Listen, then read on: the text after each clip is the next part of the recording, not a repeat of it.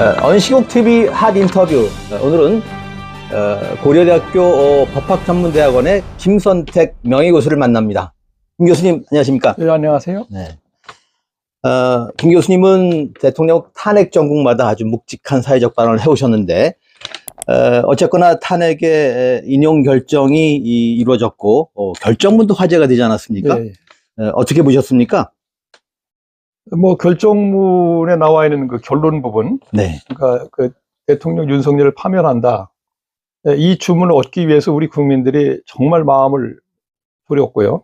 장기간 아주 초조하게 기다려왔던 거고, 그래서 그 결론 때문에 국민들이 환호하게 된 거라고 저는 생각하고, 그다음에 그 선고 요지 부분은 아주 압축입니다. 아주 압축돼 있고, 그래서 그 원래 결정문이 114쪽에 달하는데 이건 17쪽. 네. 그리고 이제 실제로 대통령 탄핵 사건을 둘러싼 사회적 갈등을 염두에 두고 재판관들이 국민들을 대상으로 해서 쓴 거죠. 네. 써서 그 내용만 보면 국민들 마음도 좀 어루만져 주는 부분도 좀 있고, 그리고 또 이번 사건에 대한 의미에 대한 부분도 자기들이 좀 고민해 쓰고 해서, 그리고 아주 글을 네. 국민들이 잘 설득될 수 있게끔 쉽게 그러게요. 그렇게 예. 정리를 해서 국민들에게 이렇게 잘 전달된 점은 있는데, 네. 근데 전체적으로 보면 이번 사건 12.3 계엄 사태에 대해서 사실은 저 같은 입장에서는 그 의미를 좀 분명히 했어야 되는데 그 부분이 잘 합의가 안 됐다는 생각이 좀 듭니다. 왜 그냥 결정적인 증거가 뭐냐면, 원래 이번 사건 처음에 맡았을 때 변론 준비 기일에 쟁점을 5개로 정리했어요. 그랬죠. 그죠? 예. 5가지가 이제 비상계엄 선포, 그다음에 포고령 발령, 그다음에 이제 국회 침탈, 그다음에 중선의 침탈, 그다음에 이제 체포조 운용, 이게 5개였는데 순서가 그렇게 돼 있었어요. 1, 2, 3, 4, 5로. 그런데 결정문은 순서가 바뀝니다. 그러니까 첫 번에 비상계엄 선포를 놔두고 두 번째가 국회 침탈로 바뀌어요. 국회 군경이 투입된 거, 그게 두 번째가 됐고, 그다음에 포고령 발령이 세 번째로 옮겨갑니다. 네 번째가 중선의 침탈이고 5번째가 체포조인데, 체포조도 체포조 운용이 아니고 법관에 대한 네. POC 체포할 목적의 위치 확인 지시 관여, 이렇게 돼요, 워딩이. 그리고 여기서 우리가 뭘 할 수 있냐면, 비상계엄 선포하고 포고령은 결합해서 이해해야만 이 사건의 본질을 알 수 있어요. 네. 왜 그러냐면 포고령 1호 1항에 분명히 돼 있습니다. 이 비상계엄의 목적이. 그러니까 국회와 지방의회와 그다음에 정당과 그다음에 우리 국민들의 일체의 정치 활동을 결합해서 우리나라 민주주의가 작동되는 겁니다. 네. 근데 우리 민주주의 작동의 기본적인 행위자들이 전부 다 배제돼요. 이게 포고령 1호 1항의 내용입니다. 네. 그러니까 비상계엄 선포의 목적은 바로 이 부분인 거죠. 대한민국에서 이 민주적 정치를 하는데 행위자로 참여해야 될 사람들을 다 배제하고 결국 대통령이 독재 체제를 구축한다. 네. 이게 근본적인 목적인데, 그래서 그 비상계엄 선포하고 포고령을 묶어서 판단해야 되는데 그게 분리되는 겁니다. 왜 분리가 됐을까요? 그건 왜 그렇게 했냐면, 그 비상계엄 선포와 군인의 국회 난입을 붙여놓는 것과 네. 비상계엄 선포하고 포고령을 붙여놓는 건 다른 문제가 되는 거죠. 국회 난입으로 붙여놓게 되면은 이게 부각됩니다. 국회 내에서의 여러 가지 야당의 활동 때문에 대통령이 굉장히 곤혹스러운 처지에 빠졌다.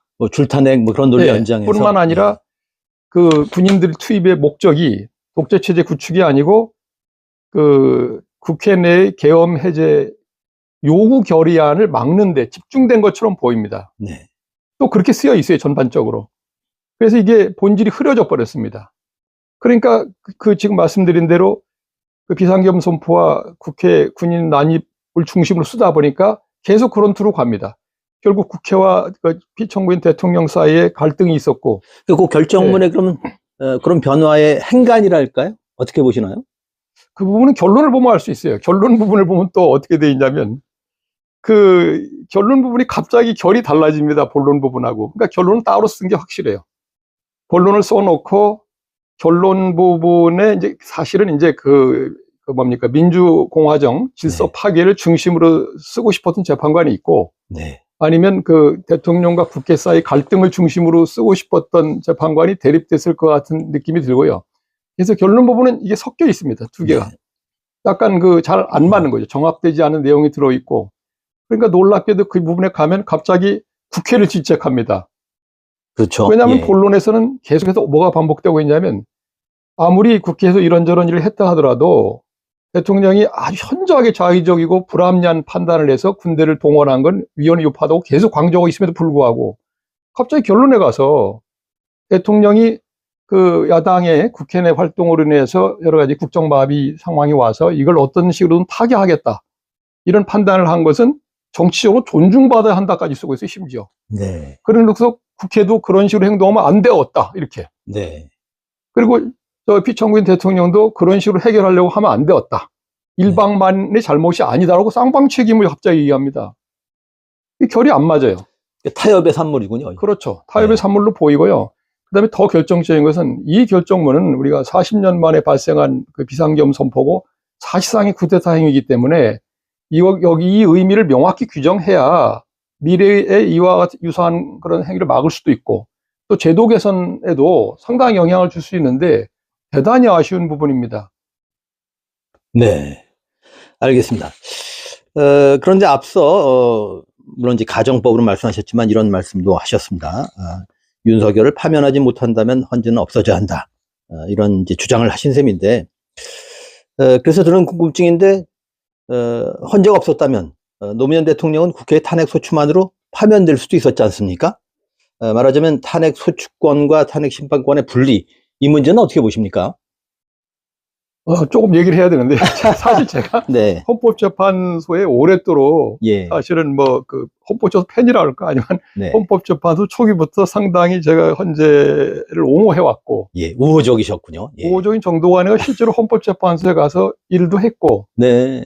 제 4기 재판부일 때 처음으로 우리 지금 이제 헌법재판소에 학자들이 못 들어갑니다. 네. 헌법재판소 재판관 자격을 법관의 자격을 가진 자로 묶어놨기 때문에 그래서 4기 재판부에서 별도로 규정을 만들어서 법률을 바꿔서 학자들 중에 몇 분을 모셔서 좀 이렇게 도움 받은 적이 있어요. 근데 네. 제가 초대 헌법연구위원으로 헌재에 가서 2년간 도와드린 적도 있습니다. 네. 그리고 이제 꾸준히 헌법재판소에 제가 이제 지원하거나 옹호하는 발언을 해왔던 사람이 사실은. 예. 근데 이번에 왜 그럼 제가 그런 게 좀 약간 과격한 발언을 네. 했는가? 그건 여러분 다 아시겠지만 그 당시 상황이 지금 예. 헌법재판소가 윤 대통령 탄핵 결정 선고 기일을 네. 이유 없이 또는 어떠한 이유 공개 없이 계속 미뤄서 너무 지나치게 길어졌습니다. 네. 그래서 선고까지 38일이나 걸렸는데 우리가 그때 굉장히 초조하지 않았습니까? 그랬죠. 예. 도대체 이렇게 가다가 만약 결론이 국민이 전혀 원하지 않는 방향으로 나오면 어떡하나. 뿐만 아니라 이미 그 당시에는 선고일이 너무 지연돼서 국민이 헌법재판에 대한 불신이 네. 너무 높아지고 있었어요. 그래서 큰일 났다고 제가 생각을 한 겁니다. 네. 그래서 헌재가 만약 이런 식으로 계속하면 안 된다. 네. 강조하기 위해서 한 말이고요.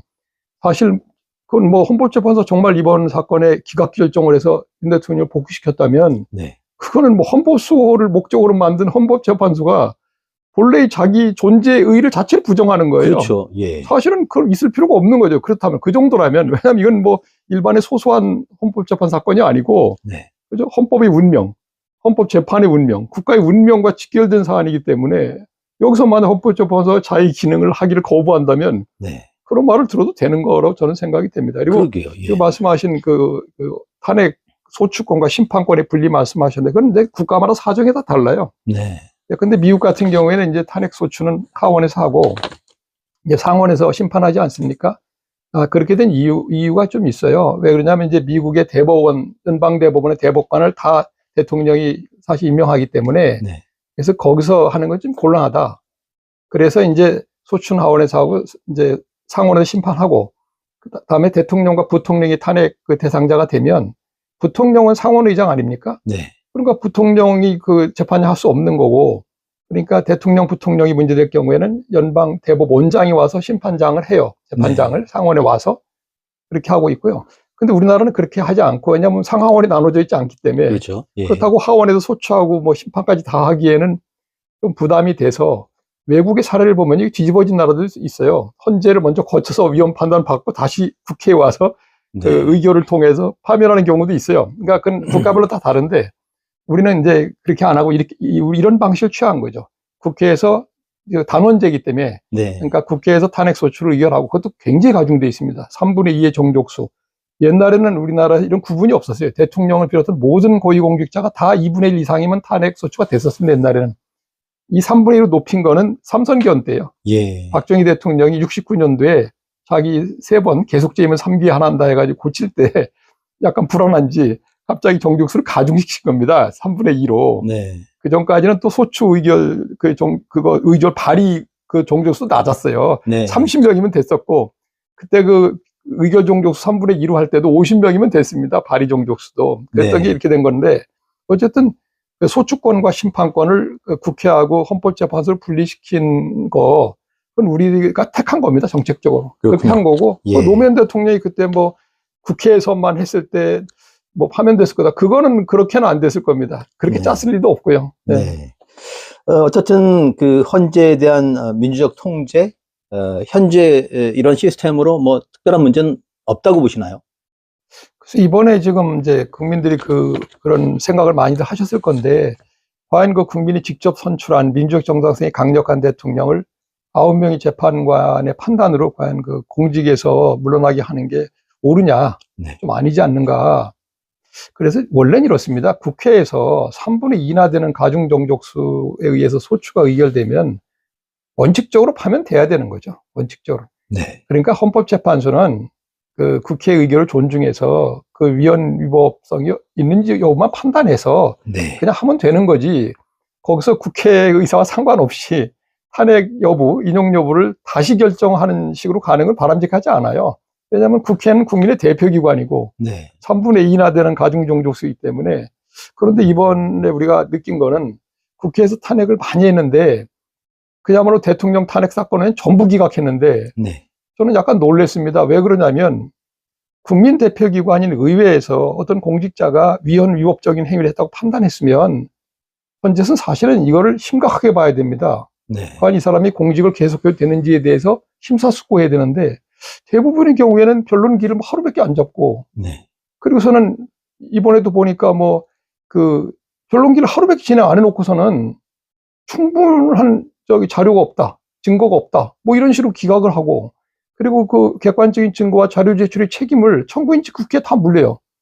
그죠? 충분한 증거와 객관적 자료를 국회에 제출하지 않았기 때문에 증거 불충분으로 기각한다. 이거는 정말 무책임한 태도입니다. 그러니까 좀 곤란하다 생각. 그러니까 헌법재판소를 어떻게 할 것이라는 문제가 남아 있는데, 네. 가장 중요한 문제는 헌법재판소를 그냥 어떤 사람 말은 대법원으로 한 부로 옮겨버릴 거냐, 헌재를 없애고. 네.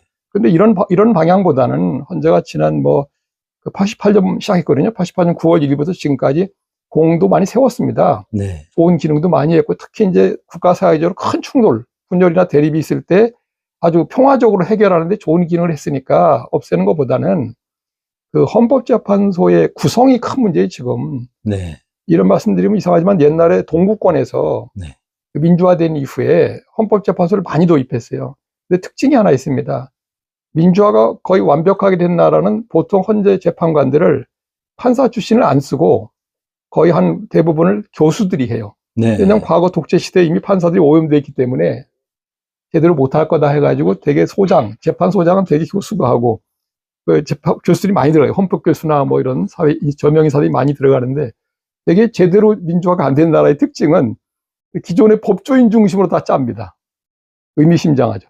근데 우리나라는 87년에 민주화가 됐음에도 불구하고 헌법에다 아예 법관의 자격이 있는 사람만 재판관이 된다고 명시해서 그야말로 다 법관으로만 다 법관 일색이죠. 지금은 네. 전원 다 판사 출신으로 돼 있습니다.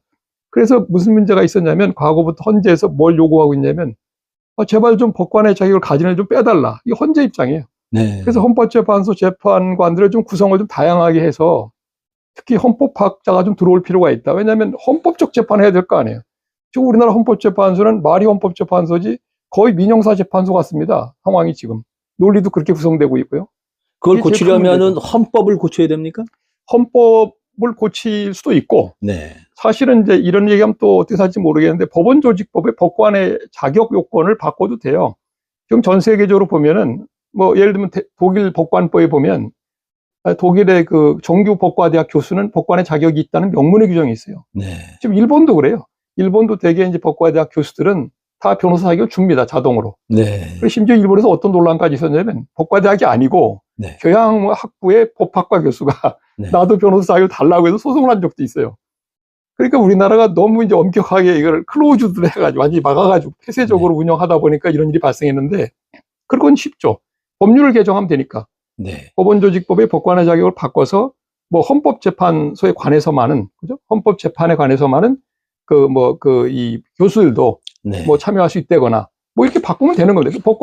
거기에 한해서 변호사 업무를 제한해서 변호사 자격을 줄 수도 있는 거거든요. 네. 그렇게 해결하면 되는 거예요. 지금 근데 우리나라 헌법재판소 구성은 너무 법관 일색으로 돼 있기 때문에 이게 과연 법원하고 분리할 필요가 있냐 이런 말이 나오는 겁니다. 네. 그 3부 구성주의는 어떻게 보십니까? 지금 아시는 대로 하여튼 뭐 3부 구성도 이제 나라마다 또 달라요, 그것도. 네. 독일 같으면 이제 그 재판관이 16명입니다. 네.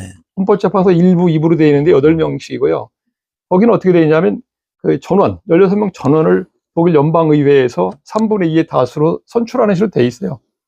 그러니까 그걸 왜 이렇게 하냐면 그 헌법재판소 재판관의 민주적 정당성 확보 때문에 그렇습니다. 네. 이제 국회의원들을 이제 거의 독일은 이제 의원내각제 아닙니까? 그러니까 예. 국회의원만 선출해요. 그러니까 그 국민이 선출한 의회 의원들이 또 3분의 2로 헌법재판관을 선출하기 때문에 민주적 정당성을 충분히 확보하고 할 수 있죠. 그렇게 운영이 되고 있는 거고.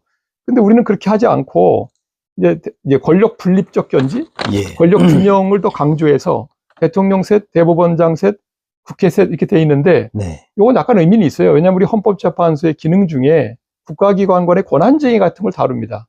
그렇죠. 사실 위헌범위 심판, 탄핵 심판도 그 요소가 있어요. 그러다 보니까 세 기관에서 3명씩 해서 좀 이게 밸런스를 맞춰준다. 그리고 이제 종래 우리나라 보면 아주 주요 헌법기관은요, 대개 이 3부에서 대개 이제 3분의 1씩 해서 중앙선관위처럼 이렇게 구성들을 해왔습니다. 그리고 우리뿐만 아니라 외국에도 그런 나라가 많이 있어요. 그런데 이제 그래서 어떤 분들은 그러면 이제 헌재의 민주적 정당성을 제고하기 위해서 우리도 국회에서 다 뽑자.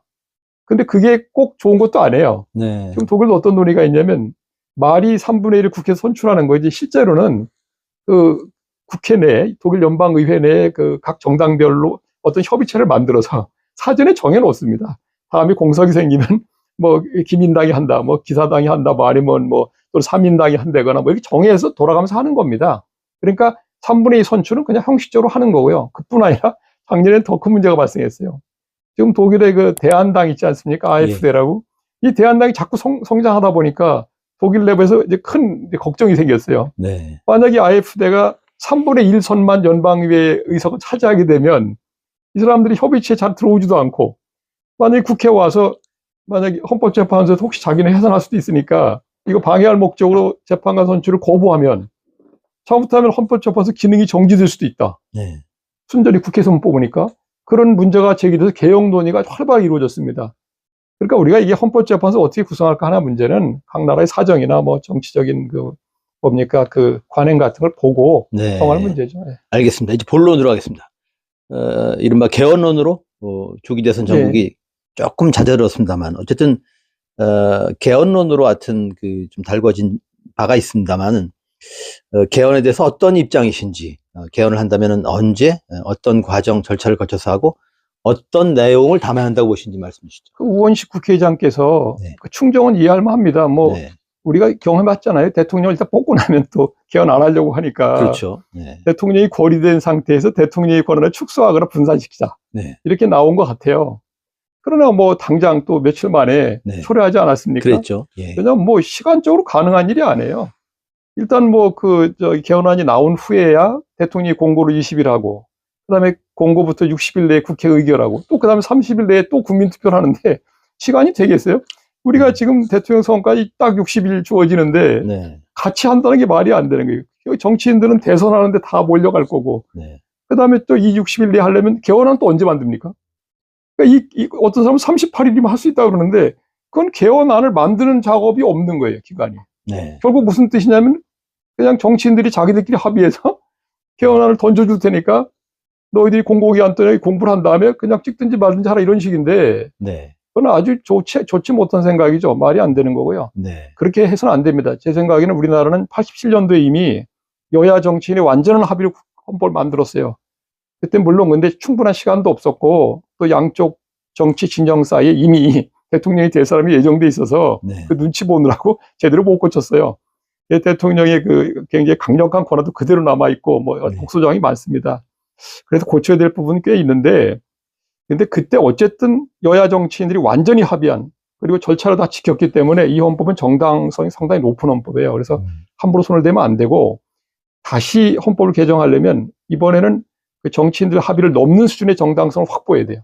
그건 딱 한 가지 방법밖에 없습니다. 국민을 주도적으로 참여시켜야 됩니다. 그러니까 그 개정안 자체 만들 때 어젠다 세팅부터 국민들이 참여해서 할 수 있게끔 플랫폼을 좀 만들어줘야 돼요. 네. 제가 이제 어떻게 좀 국회에 제안을 했냐면 그 60일 동안에 뭐 개헌을 다 만들고 통과시키고 발효시키는 상상할 수 없으니까 차라리 그 기간 동안에 국회에서 헌법 개정 절차법을 좀 만들어서 네. 그 안에다가 국민들이 주도적으로 참여할 수 있는 뭐 전체적인 판을 좀 짜주고 네. 그리고 국회하고 정부에서는 지원하는 이런 식으로 해보자. 실제 그렇게 된 나라들이 있어요. 지금 아이슬란드도 그런 실험을 했었고요. 그다음 칠레도 그렇게 했습니다. 멕시코 시티도 하고 몽골도 하고 사례가 여러 나라 많이 있으니까 우리 같이 IT 산업이 이렇게 발전돼 있고 이런 나라에서 못할 것도 없거든요. 그렇게 좀 했으면 좋겠어요. 그렇게 하고 그리고 구체적인 개헌의 내용 같은 거는 예. 국민한테 물어봐야죠. 아니 헌법 제정을 하는 것도 국민이고 개정하는 것도 국민이에요. 헌법 전문에 명확히 나와 있어요. 대한 국민이 헌법을 제정하고 개정한다. 명시되어 있습니다. 네. 그러니까 그럼 그 헌법 개정안의 내용은 누가 만들어야 됩니까? 국민에게 물어봐야죠. 그러니까 국회에는 입법권이 있지 헌법 제정 개정 권력은 국민에게 있는 거고 이 헌법 제정 개정 권력은 국민이 어느 기관에 위임할 수 없는 겁니다. 네. 국민만의 권력이에요. 그러니까 우리나라가 정상적으로 개헌을 하고 싶으면 어젠다 세팅부터 네. 국민이 어떤 내용을 바꾸고 싶어 하는지를 물어서 수렴해야 됩니다. 그 다음에 그 내용을 어떻게 바꾸고 싶어 하는지도 수렴해야 돼요. 그렇게 한 다음에 사실은 그 국회하고 대통령은 그냥 지원만 하면 돼요. 이 부분은 우리 유진호 박사님이 헌법을 만들지 않았습니까? 네. 그분이 48년에 헌법 초안을 만들었고 49년에 해설서를 내는데 거기에 비슷한 내용이 나와요. 헌법을 개정한다는 것은 국민들이 일반적으로 이건 좀 고쳐야겠다고 해서 의견이 충분히 성숙돼서 그냥 국회나 대통령은 그냥 형식적으로 받아서 이렇게 해주는 식으로 되는 것이 옳다고 쓰고 있어요. 1949년에 이미. 근데 지금까지 우리나라 정치인들은 어떻게 했습니까? 그냥 자기가 권력을 강화하는 수단, 뭐, 재임 기간을 늘리는 수단, 뭐. 그러니까 정치인들이 마치 헌법을 국민이 결단하는 문서가 아니고 자기네들 정치 게임의 규칙으로, 그것도 선수들이 규칙을 막 바꾸는 식으로 계속 해왔기 때문에 큰 오해가 있는 것 같아요. 그러니까 요거는 만약 개헌하고 싶으면 대선까지는 일단 그 인프라만 갖추고 네. 그 후에 대선이 끝난 후에 그 새 정부 하에서 국회랑 협력해서 국민을 지원해서 해나가는 게 좋다는 생각이 들고요. 놀라운 게 하나 있어요. 아니 할래도 못해요. 국민투표법에 보시면 옛날에 2014년에 헌법재판소에서 국민투표법의 어떤 조항을 헌법 불합치 결정을 했어요. 그게 뭐냐면요. 재외국민 선거권을 인정하면서 국민투표권도 재외국민에게 좀 줘야 된다. 근데 국민투표에 무슨 규정이 있냐면 국민투표인 명부를 만들 때 국민투표권자는 단지 국내에 주민등록이 돼 있거나 거소가 있는 사람만 된다고 돼 있어요. 충돌이 되는군요. 네. 그러니까 외국에 있는 240만 명의 우리 재외동포들은 국민투표권이 없어요. 네. 그러니까 이걸 헌법 불합치로 결정해버리고 2015년 말까지 개정 안 하면 실효된다고 해버렸어요. 그래서 개정을 안 했어요, 국회에서. 네. 그 조항이 없어요. 그러니까 지금 국민투표인 명부를 못 만듭니다, 선관위에서. 그럼 국민투표인 명부도 못 만드는데 국민투표를 어떻게 해요? 그뿐이 아니에요. 한두 가지가 아니에요. 지금 공직선거법하고 국민투표법이 충돌하는 게 많아요. 네. 근데 국민투표법 아직도 그 투표권 연령이 19세예요. 공직선거법 18세고. 심지어 국민투표법은 사전투표제도도 없어요. 이게 뭘 의미하냐면 지금 우원식 의장 그랬잖아요. 선거할 때 같이 하자고. 같이 어떻게 해요? 사전투표하러 가서 선거만 하고 국민투표는 어떻게 합니까? 나중에 본투표할 때 또 와야 되잖아요. 네. 그리고 18세는 어떻게 합니까? 선거를 할 수 있는데 그 투표를 못해 또. 이 말이 안 되기 때문에 아니 그러면 국민투표법부터 바꿔놓을 일이지. 지난번에 그 문재인 대통령 개헌할 때 똑같았어요. 그때도 이 조항이 없었던 겁니다. 국민투표도 할 수 없는 상황인데 개헌안을 내놓고 국회 가서 투표 불성립으로 네. 없어져 버려요. 그걸 2번이나 했어요. 개헌안을 그 다음에 또 국회의원들이 냈는데 그때도 국민투표를 개정 안 한 상태였습니다. 저는 이 말씀 왜 드리고 싶으냐면 왜 이렇게 무책임하냐 말이에요. 실제로 헌법을 개정할 진정성이 있냐고 묻고 싶은 겁니다. 이번에도 우원시장 나오더니 이번에 얘기했더라고. 진정성 있는 거예요. 그러니까 네. 대통령 없을 때 빨리 대통령 권력을 축소하고 싶으니까 개헌을 하자 그러면서 국민투표의 절차상 가장 중대한 문제다. 네. 이 진실을 얘기했죠. 저는 우리나라 정치인의 이런 무책임한 태도를 국민들이 좀 알아야 됩니다. 예, 알겠습니다. 그런데 여전히 하여튼 내용에 대해서는 언급을 거의 안 하신 것 같습니다만, 그렇다면 이렇게 한번 여쭤보겠습니다. 가정의 질문입니다만은, 만일 원포인트 개헌을 한다면 김 교수님은 뭘 도입해야 된다고 보십니까? 원포인트 개헌을 한다면은 국민이 헌법 개정안 발의를 할 수 있는 그 권리를 네. 헌법에 도입하는 걸 하면 된다고 생각해요. 국민 발언권 같은 거군요. 그렇습니다. 네. 헌법 개정안에 대한 국민 발언권을 도입해야 된다. 원포인트를 하려면. 네. 네. 알겠습니다. 지금 전국이 내란이 진압이 된 건지 지금 의심스러울 만큼, 하여튼 좀, 이런저런 문제가 있습니다만, 특히 그 한덕수 권한대행이, 아시는 대로 마은혁 헌법재판관 후보자를 이제 뒤늦게 임명을 했고, 2명의 후보자를 지명했습니다. 한덕수 대행에 대해서 이런 말씀하셨어요. 이미 엄청난 위헌 행위를 저질렀고, 당장 탄핵을 해도 이상하지 않다. 그렇게 말씀하신 바 있는데, 지금 이런 현상을 어떻게 진단하시고 평가하시겠습니까? 저는 납득이 잘 안 가는 게 한덕수 대통령 권한대행은 공직생활을 50년이나 한 분인데 네. 정통 관료입니다. 그렇죠. 예. 근데 아시다시피 행정관료는 법률을 집행하는 사람들이에요. 그 법치행정이라고 하지 않습니까? 네. 법률에 근거가 있는 행정만 하게 돼 있어요. 그럼 50년을 했다는 얘기인데 이분이 왜 자꾸 법률을 위반하는 걸 하느냐? 이게 정말 이해할 수 없는 겁니다. 그러니까 어떻게 보면 정치적으로 오염된 행정관료나 마찬가지인 거예요. 그래서 전번에 마은혁 재판관 같은 경우에는 이미 헌법재판소에서 마 재판관의 재판관 자격이 나거나 국회 의결 절차에 아무 문제가 없으니까 그 임명을 했어야 된다. 임명하지 않은 건 위헌 위법하다고 이미 결정을 했잖아요. 네. 그렇게 했으면 당연히 그 대통령 권한대행을 다시 맡게 됐을 때 당연히 임명했어야 되는 겁니다. 그 부분은 좀 이상하고요. 그 다음에 이번에 또 그 임명 안 하면서 여러 가지 변명을 들었는데 이번에 갑자기 대통령이 이제 파면되고 고리가 되니까 나와서 마은혁 재판관을 딱 임명을 해버렸어요. 그랬죠. 예. 그러니까 그건 환영할 만 하긴 한데 네. 시점이 좀 묘하고 네. 거기다 또 끼워 파는 것도 아닌데 갑자기 네. 대통령 몫의 헌법재판관 2명을 지명해서 지금 분란이 일어났습니다. 네. 근데 우리가 종래에 그 대통령 권한대행이라는 자리는요, 대통령이 사고일 때는 대통령이 언제 돌아올지 예측할 수가 없어요. 네. 기간 자체를. 그리고 고리의 경우는 명백합니다. 무조건 60일 이내예요. 네. 우리나라는 대통령직 승계제도 자체가 없어요. 네. 미국 같은 경우는 대통령, 부통령이 러닝메이트니까 대통령이 거래된 부통령이 승계하는 식으로 돼 있는데 우리나라 아예 승계제도 자체가 없는 나라입니다. 대통령이 비면 다시 선거하라 이렇게 돼 있어요. 네. 그러니까 선거를 하는 걸 민족정당에서 다시 창출해야 한다는 얘기입니다. 그렇죠. 즉 국무총리는 민족정당이 없다는 얘기예요. 네. 사실상 없습니다.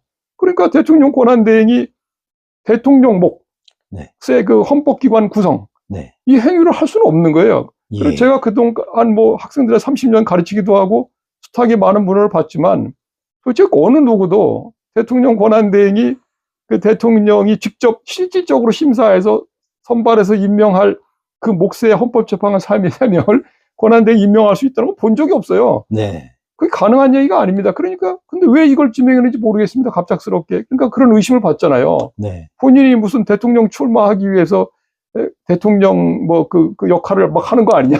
이런 아니, 의심도 받고 트럼프하고 있고. 통하면서도 고민 중이라고 얘기한 거 보면은. 그러니까 네. 의심이 들고. 네. 그러니까 이건 놀라운 일인데 아니 행정관료만 50년을 한 사람이 네. 지금 이렇게 국가적 위기 상황에 처해서 뭘 중간에 그만두고 나가서 대통령 출마를 한단 말이에요. 정치인도 아닌데. 네. 그러니까 이게 좀 이 행보 자체가 스텝이 막 꼬이고 네. 그 스텝 자체가 정당화될 명분이 거의 없어요. 그래서 저는 이분이 좀 판단을 제대로 못하고 있는 거 아닌가 이런 의심이 들고 너무 또 과욕입니다. 네. 너무 욕심이 많고 연세도 너무 많고 네. 그 정치적인 능력도 없어 보이는데 네. 좀 자제할 필요가 있다 하고 그런 네. 생각도 또 하나는 이런 식으로 대통령 권한대행이 앞으로 60일도 안 남았거든요. 50여일 남아있는 차기 대통령이 그 지명해야 될 대통령목 헌법재판관을 지명하는 거는 그 차기 대통령의 그 헌법재판관 임명 또는 그 임명을 통한 헌법재판소 구성권 네. 이걸 사전적으로 선취해서 침탈하는 행위예요. 네. 이건 어떤 의미에서 차기 대통령의 권능 행사를 불가능하게 하는 국헌문란의 의심도 있습니다. 네. 그러니까 당장 탄핵해도 네. 아무렇지도 않은 겁니다. 네. 당연한 거고. 예. 알겠습니다.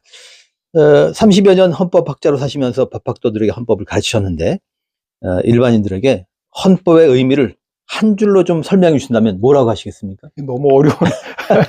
우리 법학도들한테는 괴테도 그런 말을 했어요. 예. 저희 법률가들은 법이란 무엇인가를 2000년 동안 찾고 있다. 네. 괴테가 법률가였던 건 아시죠? 네. 법학 공부했던 사람입니다. 그렇게 조롱을 했어요. 2000년 동안 법이란 무엇인가만 찾고 있다.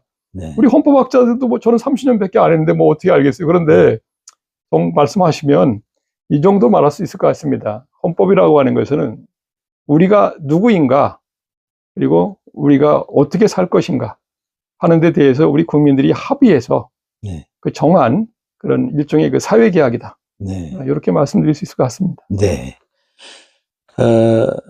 헌법기관인 헌재가 헌법의 이름으로 이제 윤석열을 파면했습니다. 그런데 이제 아까 87년 체제가 나름의 또 가치가 있다고 그런 말씀 하셨습니다만, 그런가 하면 나름의 또 한계도 있어 보여서 87년 체제에 대해서 나름대로 그 진단이랄까, 그 가치와 효용에 대해서 언급을 좀 하신다면 무슨 말씀을 하시겠습니까? 그래서 우리가 뭐 48년 체제, 87년 체제 뭐 이런 말씀을 많이 쓰시는데 네. 사실 48년 체제는 실패한 체제죠. 왜냐하면 48년 체제 하에서 48년부터 87년까지 40년 동안 헌법이 10개였어요, 무려. 그러니까 헌법의 평균 수명이 3, 4년밖에 안 됐고요. 네. 그 40년 동안에 독재자가 여러 명 나왔습니다. 그랬죠. 이승만 예. 박사가 있었고, 박정희 대통령이 있었고, 전두환 노태우가 있었고, 이게 완전히 실패한 거예요. 그리고 4년중임제를 채택했다가 2명의 대통령이 3선 개헌했다가 영구집권으로 2명이나 갔습니다. 네. 그리고 사실상 이 40년 동안은 거의 독재가 계속됐거든요. 그 60년에서 61년까지의 그 장면정부, 네. 고 의원내각제를 했던 그 민주정부 잠깐, 1년도 안 되는 기간을 빼놓으면 네. 40년 내내 독재였습니다. 아니, 그 체제하고 어떻게 80년 체제를 비교해요? 87년 체제는 87년 60항쟁으로 만들어져가지고 88년 2월 25일부터 발효된 거거든요. 그때부터 지금까지 40년 동안 헌법이 딱 하나였어요. 네. 그뿐만 아니라 대통령을 8번, 9번 바꿨습니다. 그리고 무려 3명의 대통령이 탄핵소추가 됐고 2명이 파면됐어요. 헌법의 이름으로. 네. 이건 대단히 성공한 겁니다. 근데 이걸 제대로 평가를 안 해줘요. 왜? 아니, 그러니까 굉장히 억울할 것 같아. 아니, 예. 87년 헌법이든 80년 체제든, 아니, 내가 이렇게 잘해줬는데, 네. 아니, 국민주권주의 이름으로 대통령 둘을 파면했어요. 네. 그리고 지금 확실하게 한국의 법치주의를 보여줬습니다. 민주주의뿐만 아니라 법의 이름으로 최고 권력자를 파면했어요. 네. 전 세계적으로 유례가 없습니다. 그리고 이 아주 극한적인 사회 대립이 있을 때 우리 네. 헌법은 헌법재판소를 통해서 아주 평화적으로 문제를 해결했어요. 네. 지금 헌법이나 헌법재판소 없다고 생각해 보십시오. 현재 이와 같은 시스템의 헌법과 헌법재판소가 없었더라면 이번 사태가 어떻게 됐을 것 같습니까? 그러니까 우리가 좀 공정했으면 좋겠어요. 그리고 이런 말 하지 않습니까? 야, 87년에서 지금까지 40년 됐는데 이제 바꿀 때가 되지 않았냐? 너무 노예한 헌법이다. 심지어 뭐 그 임무를 다 했다 그러는데 천만의 말씀이에요. 지금 미국 헌법은 236년 됐습니다. 네. 미국 헌법 본문은요, 한자도 고친 적이 없어요. 뒤로 수정된 조항만 좀 붙어 있는 거예요. 네. 추가 조항만. 그리고 일본 헌법도요, 지금 78년 됐어요. 네. 거긴 점 하나 못 바꿨습니다. 한 번도 개정한 적이 없어요. 균형 감각이 좀 필요하겠군요. 아니, 그러니까 헌법이야말로, 헌법은 기본적으로 영구성을 지향하는 법이고요. 그 다음에 헌법이 운영되려면, 네. 헌법은 개별법처럼 그 다른 여러 가지 수단들, 소송법이나 뭐 이런 게 있어가지고 이게 강제로 집행되는 법이 아니에요. 네. 헌법의 권위나 헌법의 집행력이라고 하는 것은 국민들을 비롯한 국가기관이 헌법에 대한 존경심을 가져야 되는 거예요. 미국에서는 헌법에 대해서 심지어 신앙의 대상이라고 불러요. 네. 헌법을 시민종교, 시빌 릴리전이라고 부릅니다. 그 정도로 헌법에 대한 존경심이 확보돼요. 그러니까 지금 미국 같은 경우에 트럼프 대통령이 말썽이 많으니까 대부분 이럴 때는 미국에서 어떻게 하냐면요. 원래 이 헌법을 제정했던 파운딩 파더스들, 건국의 아버지들의 정신으로 돌아가자고 나옵니다. 그러니까 미국 헌법의 정신으로 가서 다시 사태를 분석하자 이렇게 나와요. 지금 우리나라 헌법은요, 이 80년 헌법의 중요성은 어디에 있냐면 지난 40년간 이 하나의 헌법으로 운영되면서 이 헌법밖에 모르는 시민들이 엄청 많아졌어요. 네. 놀라운 일입니다. 그래서 이 80년 이후에 태어나지 않았더라도 한 80년도나 70년대 말에 태어난 사람도 헌법은 오로지 하나인 겁니다. 그래서 많은 국민들이 지금 헌법에 대한 존중심을 갖게 됐어요. 네. 이 헌법은 우리가 지켜주는 거라는 걸 또 확신하게 됐습니다. 지금 일부 연세가 든 정치인들이 옛날식 사고를 버리지 못하고, 아니, 선수들이 툭하면 왜 경기 규칙을 바꾸려고 그럽니까? 그거 자꾸 툭하면 헌법 얘기를 하는 거지. 실제로 많은 국민들의 헌법 의식과 이 연세가 든 정치인들 사이에 인식의 괴리가 발생하고 있고요. 저는 사실은 이 80년 헌법은 함부로 손댈 일이 아니고 아마 스위스 헌법 개정을 해야 한다고 생각해요. 스위스 헌법은요, 1876년도 헌법을 1999년에 바꿉니다. 그요? 말하자면 124년 만에 바꿨는데, 이 1999년에 바뀐 이 헌법은 사실은 1960년대부터 개혁 논의를 했어요, 개정 논의를. 처음엔 개정에 하도 반대가 많아가지고, 개정이 아니라 리폼이다, 네. 개혁이다, 이래서 돌파구 열었을 정도예요. 그래, 거의 40년을 토론해서 1999년에 개정을 했고, 네. 2000년 1월 1일부로, 일부러 그때 발효한 거예요. 밀레니엄 헌법이라고 부릅니다. 아니, 어느 나라는 40년을 논의하는데, 우리는 네. 38일에 한다고 그러고, 이거 안 됩니다. 그러니까 80년 헌법에 문제 있는 조항이 많아요, 사실은. 네. 그리고 시대적 사회적 변화를 반영 못한 것도 많지만 포인트는 거기에 있는 게 아니고 이 헌법이 제대로 기능하느냐, 작동하느냐, 헌법이 해야 될 소임을 다하고 있느냐를 먼저 봐야 되는 거예요. 그런 측면에서 보면 이 80년 헌법은 대대적인 성공입니다. 대단한 성공을 했고요. 그리고 우리가 이걸 아셔야 돼요. 함부로 손대면 안 됩니다. 1949년에 독일에서 헌법 만들자고 했을 때 그때 그 미국하고 영국하고 프랑스가 점령한 지역에서만 헌법 같은 걸 만들었어요. 너무 불편하니까. 그래, 헌법이란 말도 못 붙이고 기본법이라 한 거예요. 네. 그래 놓고 그 독일 기본법 146개 뭐라고 써놨냐면 이 기본법은 나중에 독일이 전체 통일해가지고 새로 헌법 만들면 그때 효력이 없어진다까지 규정했어요. 근데 어떻게 됐습니까? 1990년에 통일되니까 네. 그때 독일 헌법 학자 100명이 연판장을 연설을 했습니다. 이 기본법은 잘 작동해 왔다. 그러니까 통일을 전후해서 모험을 하면 안 된다. 그러니까 이 기본법을 계속 독일의 헌법으로 써야 한다. 그렇게 했고, 실제로 그렇게 됐습니다. 네. 그러니까 새로운 헌법을 제정하지 않고, 독일 기본법이 독일 통일 헌법으로 지금 계속 작동 중입니다. 그러니까 중요한 건 뭐냐면요. 이 헌법이 자기 국민에게 맞느냐, 제대로 국정을 통제하고 있는가, 이걸 초점으로 봐야 되기 때문에, 저는 지금 이 논의의 방향을 좀 바꿔야 된다고 생각해요. 네. 헌법이 오래됐으니까 무조건 바꾸자 그러지 말고, 이 헌법이 뭐가 문제가 있는가, 뭘 잘못하고 있는가, 어느 부분을 이렇게 생각을 해야지, 자꾸 무턱대고 그리고 항상 하는 말이 무조건 정부 형태를 바꾸자고 그러는데, 네. 터무니없는 소리인 게, 아니, 50여 이후에 지금 현행 헌법 하에 대통령을 뽑고, 지금 국회의원 임기는 3년이나 남았는데, 정부 형태를 뭘로 바꾼다는 얘기입니까? 그러니까 안 되는 얘기예요. 예. 예. 저는 원포인트 개헌한다면은 대통령 선거에 그 결선 투표제를 도입하겠다, 이런 생각합니다. 그 부분도 사실, 간단한 네. 문제가 아니에요. 그것도 잘못 알려져 있어요. 네. 지금 남미 학자들이 연구한 그 정치학자들의 연구 논문들을 보면 네. 그 결선 투표제가 이 국민의 의사를 빗나가게 만들 수도 있어요. 잘못하면. 우리가 지금 정당이 2개밖에 없어서 그 말이 나오는 건데 정당이 네. 여러 개로 나눠져 있을 때는요. 까딱 잘못하면 국민의 가장 많은 지지를 받는 사람이 2위, 3위의 결탁으로 뒤집어질 수 있어요. 그래서 그 결선 투표에 대해서 정치학자들은 네. 부정적인 의견을 가진 사람도 많이 있어요. 근데 우리나라에서는 이걸 너무 단순 논리로 생각하고 있는 겁니다. 왜냐하면 그건 저 때문에 그래요. 그 노태우 대통령 당선될 때 야당에 김대중 씨하고 김영삼 씨가 분열되면서 네. 전두환 정권에서 분열을 시켰죠, 사실은.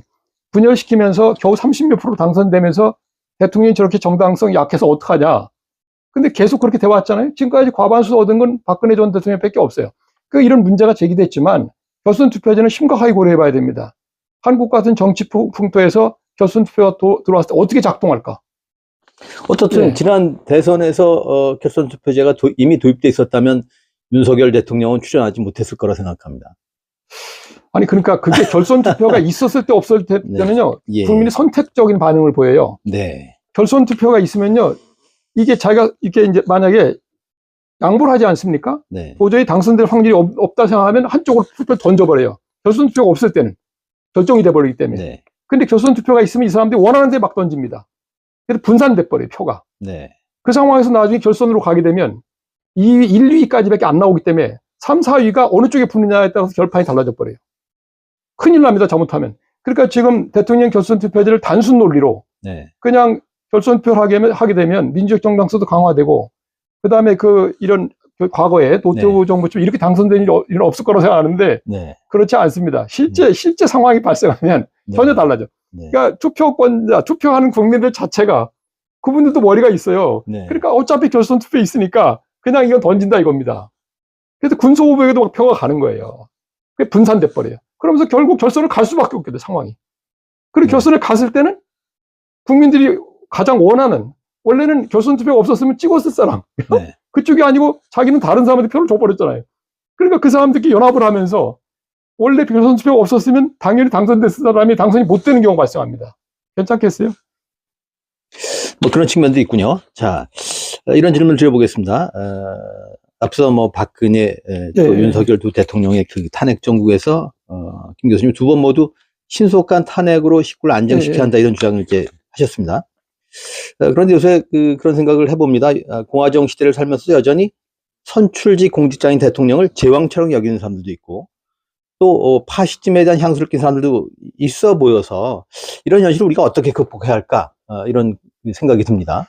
두 가지를 말씀드릴 수 있는데 첫 번째는 그 제왕적 대통령제라는 용어 자체가 아서 슐레징저가 70년대에 쓴 책에서 책의 제목이죠. 근데 그 책 제목은 정확히 임피어리얼 프레지던시입니다. 임피어리얼 프레지던셜리즘이 아니에요. 제왕적 대통령제가 아니라 제왕적 대통령직이죠. 더 정확히 말하면 제왕적으로 대통령직을 운용한 거죠. 사실 미국 헌법사를 보면요. 초창기에는 잘 아시잖아요. 옛날 그 대륙의회가 사실 행정부 기능을 했거든요. 네. 그때 그런데 불편했습니다. 이게 전쟁을 수행하면서 보니까 여러 가지 어려운 점이 많이 발생했어요. 행정 기능이 제대로 안 돌아가니까. 그래 강력한 행정부를 만들었지만 그럼에도 불구하고 원래 파운딩 파더스들은 의회 중심으로 국정을 운영하는 걸 구상했어요. 그러니까 조지 워싱턴 같은 이렇게 국민 통합의 상징이 될 만한 분, 점잖고 아주 의존을 좋아하는 이런 분을 이게 대통령으로 옹립한 거거든요. 네. 처음에 보면 대통령이 지금까지 권한 행사를 안 했어요, 거의. 그래서 자꾸 미국은 전쟁을 하다 보니까 점점 대통령 권한이 강화되어 온 겁니다, 계속해서. 그래서 이걸 임피어리얼 프레지던시라고 설명한 거예요. 근데 우리나라는 엉뚱하게 가져와가지고 대통령제 자체가 제왕화된다. 대통령제 자체가 제왕적이라고 오해했다고 보이고요. 그리고 실제로 이제 학자들이 연구한 걸 보면 전 세계 대통령제 헌법에 대통령 권한을 도표를 다 그려서 분석한 게 있어요. 보면 사실 우리나라 현행 80년 헌법상의 대통령 권한들이 그 다른 나라 대통령제 헌법을 채택한 나라들의 대통령 권한하고 비교해 보면 별로 강하지도 않아요. 실제로는. 네. 그리고 이번에 여러 번 우리가 보셨지만 대통령이 굉장히 곤혹스러워하지 않습니까? 헌법상의 여러 가지 권력 분립적인 기능을 하는 장치 때문에 한국의 대통령이 그렇게 임의대로 잘 못합니다. 사실은. 그리고 실수하면 자가 큰 잘못을 저지르면 파면까지 당하고 이러고 있지 않습니까? 일단 첫 번째 문제는 과연 80년 헌법이 대통령제 자체를 제왕화할 정도로 권한이 강력한가? 이 부분에 대해서는 아마 재검토를 일단 해야 된다는 거고. 이게 제도적으로는 그럴지 몰라도 현실에서는 두 번째, 네, 두 번째는 국민 의식인데 이거 예. 지금 어떻게 할 수가 없는데 그 의식이 두 가지가 문제예요. 여전히 샤머니즘적인 네. 그런 무속적 점술적인 그 의식이 강합니다, 국민들이. 네. 이거 좀 어떻게 될지 모르겠는데 이건 좀 사회 지도자나 종교 지도자들이 제발 좀 이성에 입각해서 합리적인 좀 이런 얘기를 많이 했으면 좋겠고, 두 번째 정치인들이나 행정 관료들이나 이 국정을 운영할 때 좀 이게 좀 수평화돼서 의사소통을 너무 수직적으로만 가져가지 말고, 그건 큰 문제가 있습니다. 지금 보면 대통령 한 사람에게 모든 권력이 집중돼 있다시피 하니까. 근데 대통령뿐이 아니에요. 우리나라의 모든 조직 제도에 가보면 장이 다 권한을 갖고 있고 다 수직적으로 의사소통을 합니다. 그러다 보니까 실제로 보면요, 우리나라 헌법상의 대통령에게는 많은 대통령 권한 행사를 견제하는 수단들이 있어요.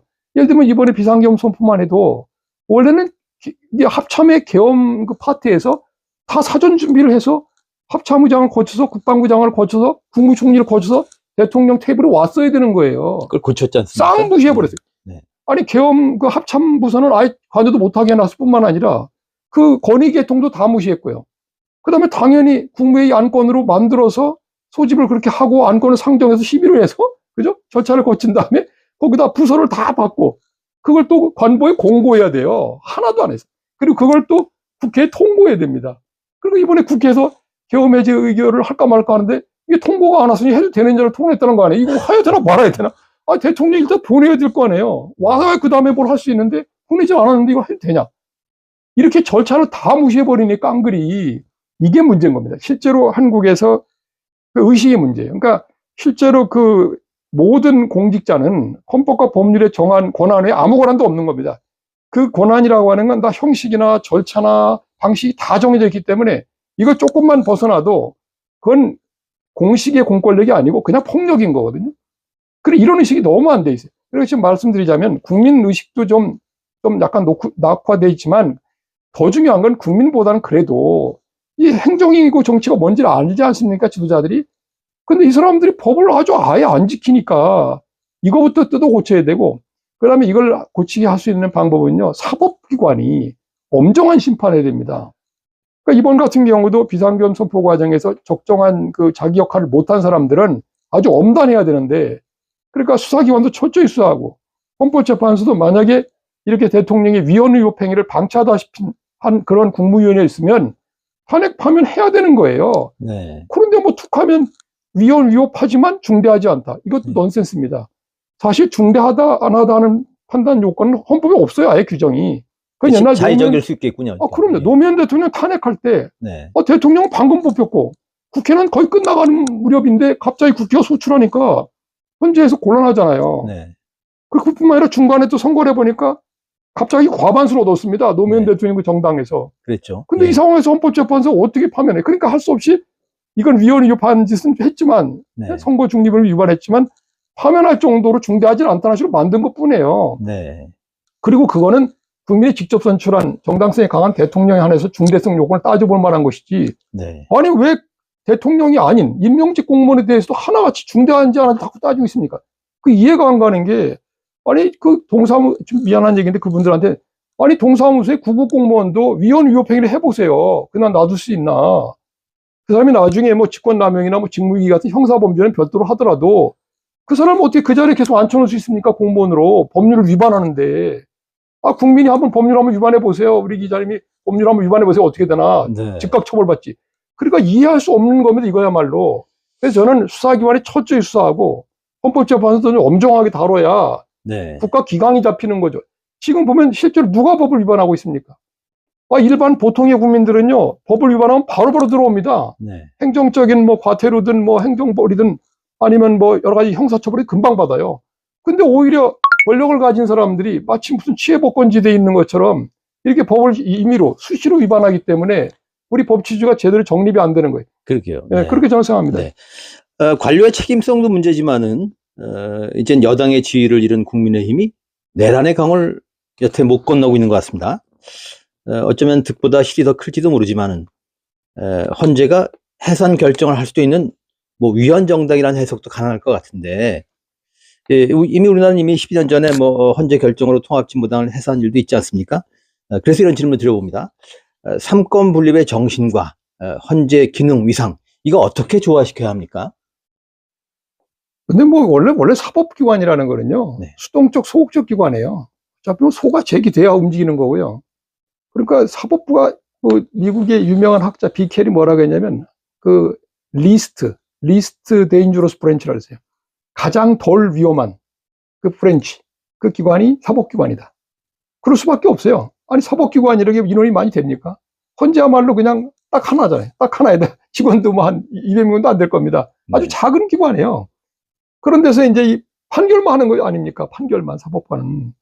그러니까 이 헌법재판소 자체가 위험하다고 볼 수는 없어요. 사법권 자체가 위험한 기관은 아닙니다.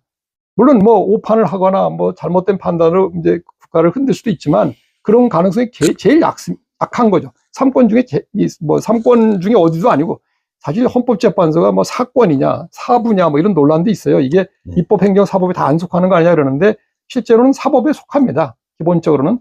근데 사법기관의 가장 덜 위험한 부서이기도 하고 그래서 이제 저는 이렇게 생각해요. 그 헌법재판소의 경우에 이 국가가 아주 그 갈등이 심할 때 그때 불려 나오잖아요. 그래서 이걸 우리가 이제 정치가 사법화됐다. 네. 그런데 사실은 정치의 사법화보다 더 큰 일을 사법이 정치한 거예요. 그러니까 정치적으로 갈등이 심해서 국회가 해결을 못하는 거 또는 행정부도 해결을 못할 때 비로소 헌법재판소가 이제 거기에 불려 나오는 거예요. 그래서 우리나라도 보면요. 그동안도 보면 국회에서 도저히 법률로 해결할 수 없는, 그러니까 왜냐하면 투표권자인 국민 눈치 보느라고 못하는 거를 헌재가 대신 해준 겁니다. 어떻게 보면. 네. 그런 기능을 하고 있기 때문에 사실 저는 그건 큰 문제가 없다고 생각이 되고요. 그리고 뭐 헌법재판소 아까 말씀드린 것처럼 재판부 구성의 방식을 좀 바꿔서 국민 의사를 충분히 반영할 수 있는 그런 사람들이 좀 들어가게 그렇게 하고 뭐 필요하다면 일본의 최고재판소는 지금 어떻게 하고 있냐면요. 거기는 사법기관 아닙니까? 그냥 헌법재판소 별도로 없는데도 최고재판소 재판관을 선거 때 국민소환제도에 붙입니다. 이게 소환될 수도 있어요. 재판관이. 네. 그것처럼 우리도 필요하다면 헌법재판소 재판관을 뭐 선거 때 국민소환으로 한번 국민심판을 받게도 할 수 있는 거 아닙니까? 그리고 외국에 또 여러 가지 제도가 있는데 이런 것도 있어요. 헌법재판소가 그 국회가 제정한 법률을 바로 위원회에서 무효로 못 만들고 네. 위원만 확인해 주게 하는 경우가 있어요. 거기 캐나다나 뭐 이런 영미권 국가에서 그렇게 하는데 거기는 의회 주권주의가 아닙니까? 그래서 거기서 위원만 확인하고 네. 그러면 국회가 그걸 바꿔도 되고 안 바꿔도 돼요. 그러니까 국회를 돌려보내는 거죠. 근데 국회가 만약 안 바꾸고 있다가 다음 선거에서 지면 국회 의석구도가 바뀌면 이제 고칠 거 아니에요? 근데 의석구도가 유지되면 안 바꿔도 돼요. 뭐 이런 식으로 결국 헌법재판소 위원만 확인하고 그 최종적인 법률에 대한 결정을 의회에 맡기는 시스템도 있어요. 그러니까 이건 우리가 헌법재판제도를 적정히 바꾸면 큰 문제는 안 될 겁니다. 그렇게 뭐 헌법재판도 그렇게 위험한 기관은 아니에요. 네, 알겠습니다.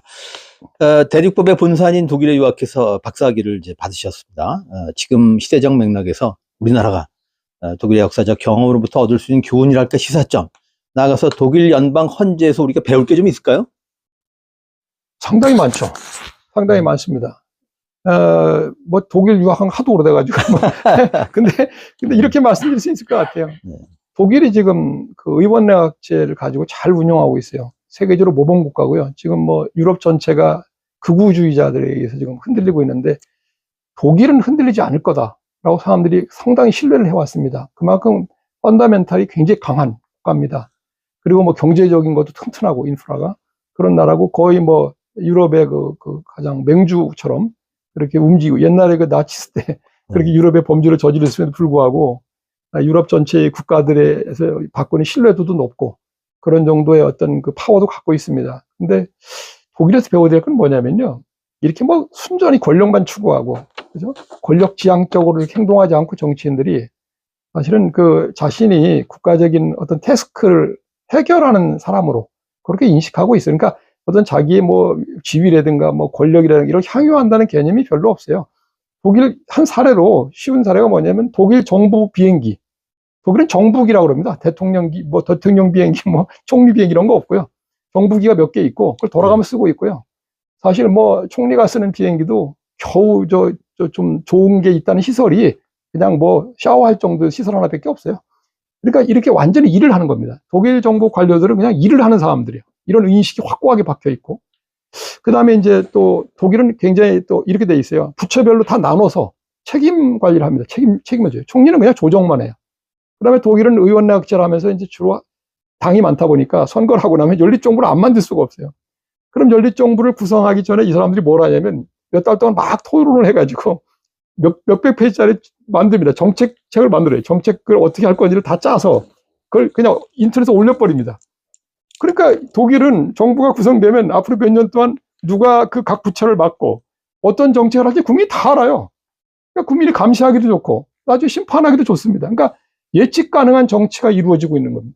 그리고 독일 정치는 갑자기 뭐 윤석열 대통령처럼 혜성같이 등장할 수가 없어요. 구조가. 왜냐하면 아주 나이 어린 아이들 10대 때부터 벌써 정당에 가서 청년당으로 활동을 합니다. 그래서 거의 그러니까 30대 장관을 할 수 있는 게 벌써 30대 장관들을 보면요. 10년 이상씩 다 정당 활동한 사람들이에요.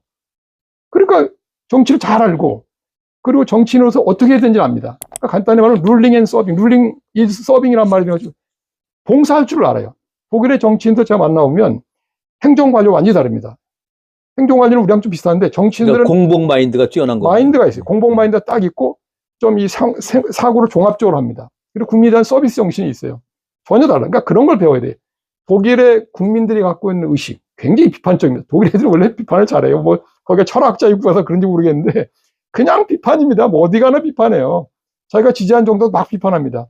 그러니까 독일 국민이 전체로 갖고 있는 그런 비판적인 지성, 그 다음에 또 독일 정치인들이 갖고 있는 그런 그 공직 마인드, 이런 것들을 많이 배워야 되고, 그 다음에 시스템, 독일의 정치, 행정 이런 시스템을 좀 배워야 됩니다. 그게 배울 게 굉장히 많이 있다고 저는 생각하고, 한마디로 연방헌법재판소를 보면 독일 연방헌법재판소요. 사실 우리가 독일 연방헌법재판소를 모델로 했는데 한 사례를 들으면요. 우리가 지금 통진당 해산하지 않았습니까? 네. 심지어 우리 헌법재판소 재판관들이 독일에 가서 독일 연방헌법재판소 재판관들 앞에서 우리가 통진당 해산하는 걸 막 설명하고 뭐 이렇게 했었어요. 그때 독일도 큰 문제가 있었어요. NPD라고 독일 국가민주당이 그때 해산 심판이 계류돼 있었어요. 두 번째로. 그래서 거기에 도움이 될 수도 있었는데 독일은 어떻게 했습니까? 그 NPD는요, 우리 그 통진당보다 훨씬 위험한 정당입니다. 그 사람들은 막 살인 청법자를 고용해서 그런 이상한 짓도 하고 아주 범죄적인 일도 많이 한 정당인데 해산을 안 했습니다. 해산을 안 하고 그 정치 자금을 보조하는 거, 그것만 변경했어요. 헌법까지 바꿔서. 그래서 그 정치 자금 보조를 안 하는 걸로 네. 그렇게 바꿔놓고 그냥 유지했습니다. 그 이유는 뭐냐면 독일의 그 NPD라는 독일 그 국가민주당 걔네들은 정권을 잡을 확률이 없기 때문에 위험하지 않다는 판단한 거예요. 네. 그걸 생각하셔야 돼요. 그러니까 제가 뭘 생각하냐면 뭐 통진당 해산한 걸 잘했다 못했다 떠나서 그게 그렇게 위험했는가? 과연 그 사람들이 우리 의회를 뭐 다 장악하거나 또 대통령직을 장악할 만큼의 세력이 되었는가? 네. 이거 진지하게 고려하지 않았다는 거예요. 예. 어쨌든 우리나라에도 그렇게 아주 그 뭡니까? 그 극단적인 정당이 있을 때 그 극단적인 생각을 가진 사람들도 있을 수 있단 말이에요.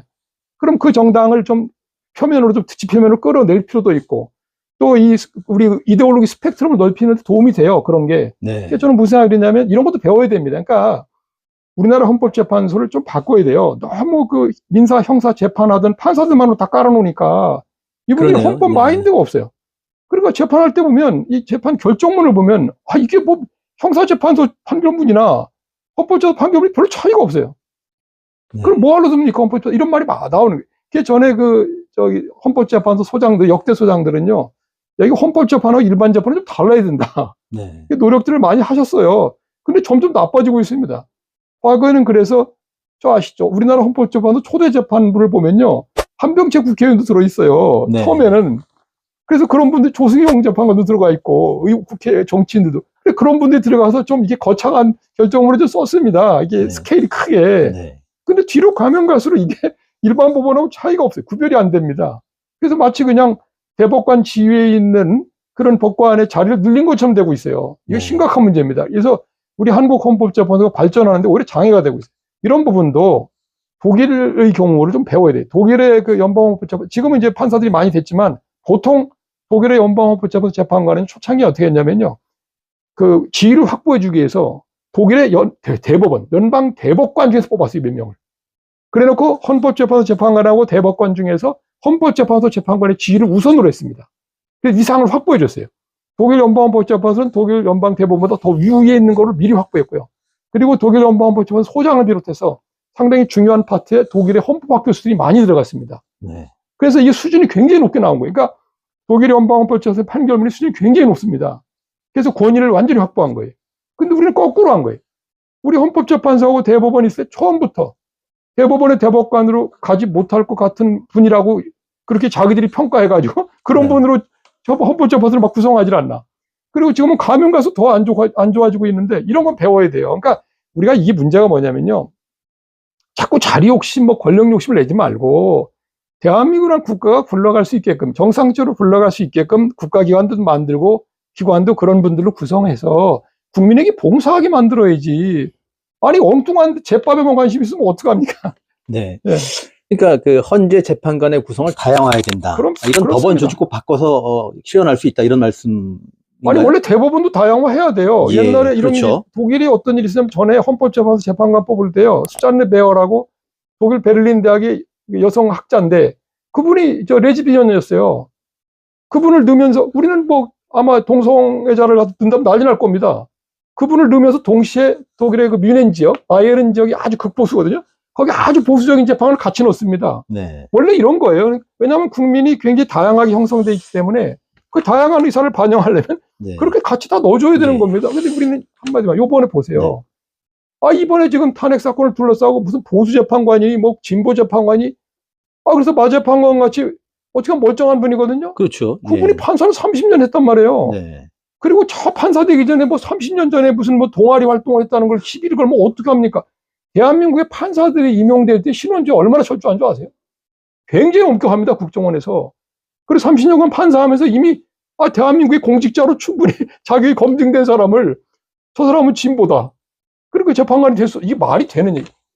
이런 건 좀 독일을 좀 네. 배워야 됩니다. 정치 공세죠.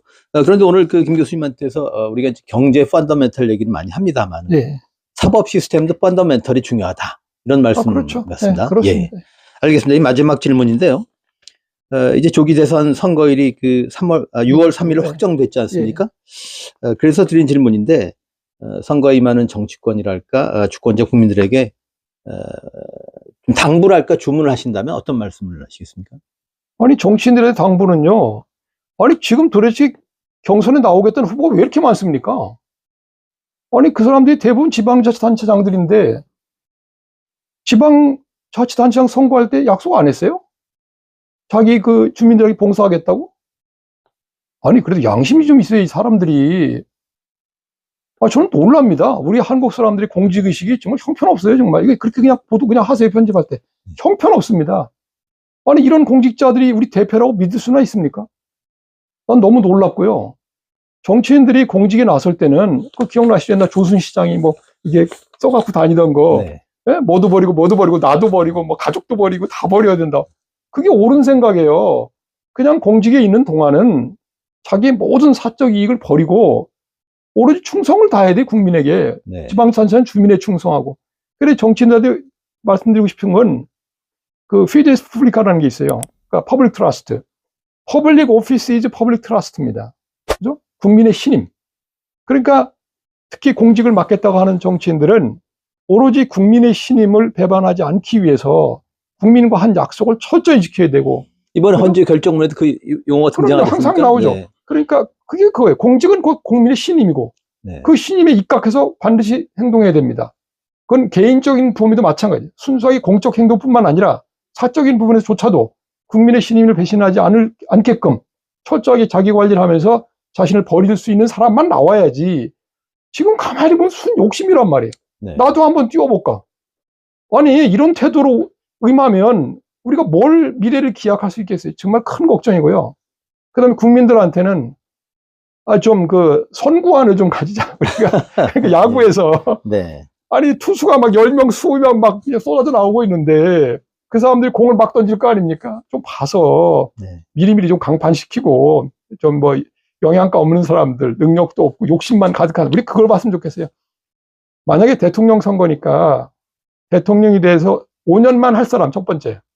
그죠? 영구히 하겠다는 욕심을 가질 만한 사람은 좀 빼고 그리고 5년도 못할 사람들이 좋긴 좋은데 일찍 지칠 사람 저는 그렇게 이렇게 이상한 짓 해서 쫓겨난 사람 말고 5년도 버틸 사람을 했으면 좋겠어요. 그러니까 최선을 다해서 공직에 투신하다 보면 5년이면 사실은요 완전히 소진될 기간입니다. 그렇게 봉사할 사람 오로지 밤잠 안 자고 24시간 오로지 국가와 국민 역사를 위해서 헌신할 사람 그래서 5년도 채우기 힘들 정도로 열성을 다해서 복무할 사람, 즉 국민에게 그런 말 있지 않습니까? 오로지 국민에게 복무할 사람인지 아닌지만 기준으로 하고 특히 이번에는 겸손한 사람 뽑았으면 좋겠어요. 그죠? 그냥 봉사자기 때문에 그죠? 자기를 내세우지 않을 사람. 옛날에 이명박 대통령이 처음에 탁 나오자마자 그렇게 하지 않았어요? 대통령 당선자라 쓰지 말고 대통령 당선인으로 써주십시오. 그래서 제가 그때 칼럼을 썼습니다. 아니 멀쩡히 법률에 당선자로 되는데 왜 당선인이냐고. 그때부터 그 태도가 틀린 겁니다. 아니 당선자면 어떻고 당선인이면 어때요? 그러니까 저는 이런 생각이 듭니다. 좀 자기를 철저히 낮춰서 국민을 좀 섬길 만한 사람으로 그런 걸 기준으로 좀 찾았으면 좋겠습니다. 자기를 주장하고 뭐 권력을 막 부리고 또 국민이 군림하려고 하고 이런 사람을 사전에 좀 걸러서 그죠? 5년도 벅찰 만큼 열심히 할 사람 그렇게 봐야 될 것 같고요. 그다음 이번에 또 이런 거 제일 중요한 거 이번에 윤석열 대통령이 교훈을 하나 줬습니다. 거짓말하는 사람을 좀 걸렀으면 좋겠어요. 예. 윤 대통령이 무슨 거짓말을 했냐면요. 이런 거짓말을 했어요. 그분이 대통령 당선되기 전에 여러 가지 거짓말을 했는데 그중에 대표적인 게 그런 거 아닙니까? 자기가 대통령이 되면 옛날 노무현 대통령 하듯이 그죠? 많은 민간 전문가들을 이렇게 모셔가지고 국정을 같이 운영하겠다. 마치 참여정부 비슷하게 거기에 속은 국민도 많아요. 저희는 대통령실을 옮길 때 야, 저렇게 사무실로 옮기는 거 보니까 정말 그렇게 하나 보다. 거기 사무실이 되게 많잖아요. 청와대랑 달라서. 네. 하나도 안 했잖아요. 제가 깜짝 놀란 게 아니 저렇게 거짓말을 밥 먹듯이 하면 어떡하나. 그러니까 저는 이번에는 국민들이 그 허튼 공약, 허튼 소리 하는 사람, 그죠? 거짓말을 하는 게 분명해 보이는 사람 좀 걸렀으면 좋겠습니다. 그게 좀 믿을 수 있는 그죠? 정치인의 거짓말을 국민이 좀 예리하게 골라서 좀 공직을 못 맡게 좀 했으면 좋겠습니다. 알겠습니다. 윤 대통령이 대통령실 이전한 건 주술 때문이었죠. 주술. 그러니까 네. 그것도 얼마나 웃깁니까? 네. 그것도 기간을 좀 두고 해야지. 그게 예. 단박 가면 어떡해요. 옮기는 건 좋아요. 네. 청와대에서 권력자들이 많이 독재했으니까 네. 옮기는 건 좋은데 그렇게 옮기면 안 되죠. 여러 가지. 예. 그렇게 중요한 국가시설을 옮기는데 누가 그렇게 하루아침에 합니까? 그러니까 네. 그것도 너무 엉터리죠. 네. 알겠습니다. 언시국 TV 핫 인터뷰. 오늘은 고대 법학전문대학원의 김선택 명예교수를 만났습니다. 고맙습니다. 네, 고맙습니다. 네.